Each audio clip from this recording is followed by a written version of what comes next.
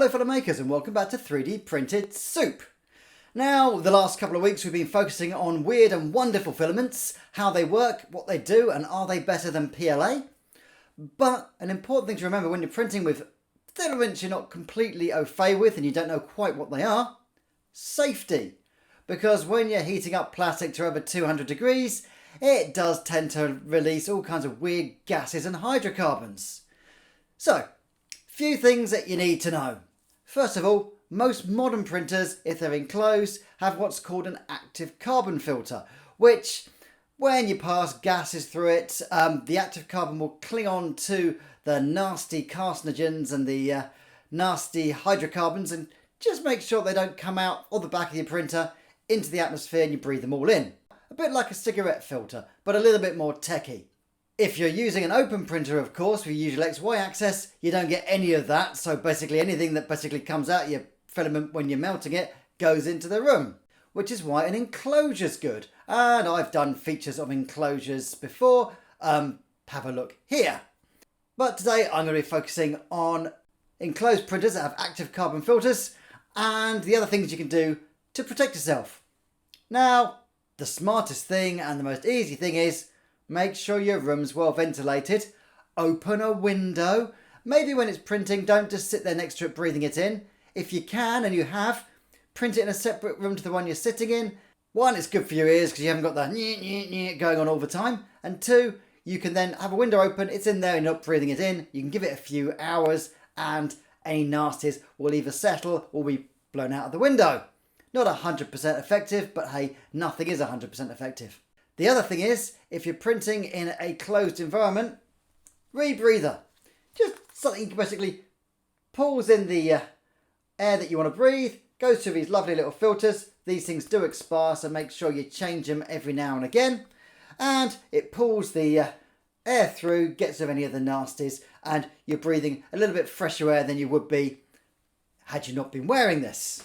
But the most important one, and the one that I think you should really do if you're running a closed 3D printer and you're printing things like ABS or PETG or any of the other weird exotic ones you can buy, is having a filter or an extraction fan on the back, an extraction tube, and have it pulling all the air from your enclosed printer and chucking it out your window or through a vent.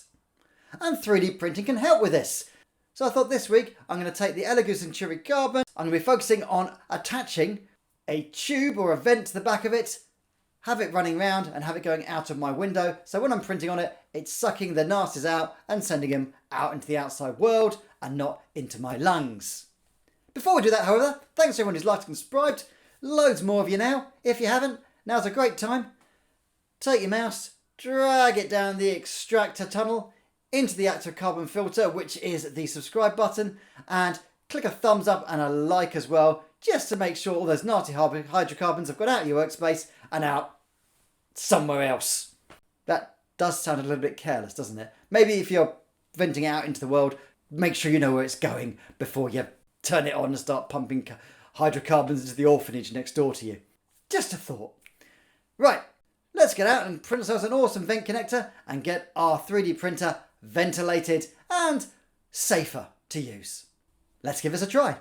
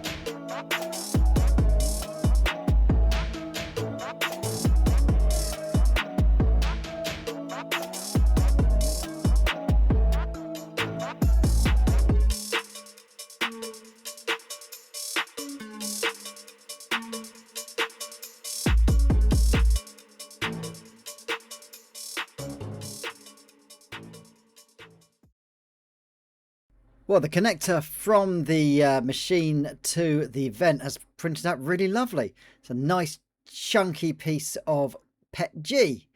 I used a couple of tacks just to hold it in place while the glue dries, and I think I might just leave those in there for extra strength. And yeah, the two pieces are connected beautifully. Now it's time to connect it to the actual printer. So yeah, just above the vent there is this little screw right here. And just take your Allen key that came with the printer and just remove that. It's quite a short screw, so it doesn't actually require a lot of turning. I'm leaning over mine to get in the back, which is not advisable. Once that's out, just give it a pick up and we'll use a longer screw to replace it with. As you can see, yeah, it's really quite small here, so I had to dig around in my parts box and I found these two screws, which I'm going to use to replace it with. So we've got a little bit more room to work with when we're attaching the vent. In the end, I went for a completely different screw because those screws were self-tapping and I didn't want to damage the printer itself. So I'm using these little tiny, I think they're M5 screws, and they just go straight in, straight through the PETG. And because the PETG is quite tough, it won't split and it won't break if you do it a little tighter than you would usually with PLA, just to make sure you've got a nice tight seal on here. And with that, we have got the adapter attached. And it's a nice tight fit. Now we need something to attach to it. And I'm going to use a dry cleaning hose, 10 centimeters diameter. Time for a bit of MSR.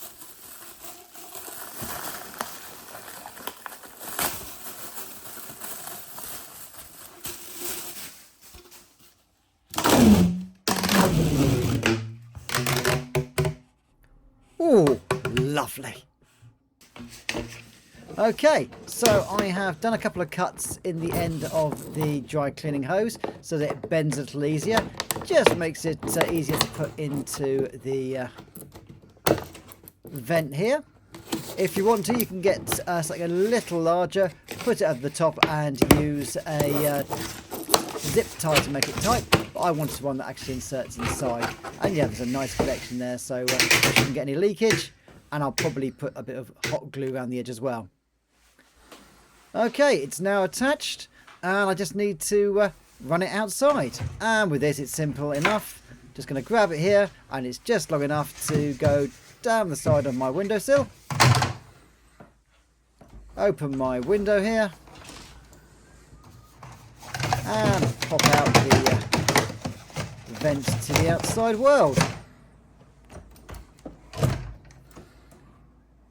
Make sure the dry cleaning hose doesn't get pinched or kinked so that the air can't escape and gets pushed back into your printer. But yeah, this is going to solve a problem nicely. I mean, it's not hermetically sealed, so little bits are going to be getting in, but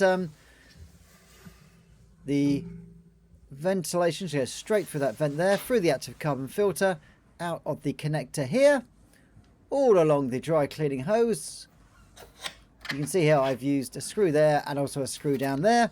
You can use little nails there as well, which I put in just to hold it in place, make sure it doesn't move and the glue doesn't crack. All the way out into the outside world. Beautiful. There we go. That is very, very nice. And yeah, that's solved a good problem. Make sure I keep the door closed, otherwise that's going to pretty much defeat the whole object of the thing. So yeah, that is a ventilation hose attached to the back of my Elegoo Centauri carbon. And yeah, very, very happy that it's keeping all the carbon outside and not in my lungs. And with that done, we've now got a nice ventilation tube from the back of my Elegoo Carbon's exhaust all the way to my outside window, so it goes straight through and out and doesn't float around in the air. Of course, these printers aren't hermetically sealed, so you can get other stuff coming out into the room as well. So yeah, make sure you've got a window open, bit of ventilation, and if you can, print into another room that you're not sitting in. Thanks for watching 3D Printed Soup. I hope you enjoyed this video. Stay happy and safe. Keep ventilating.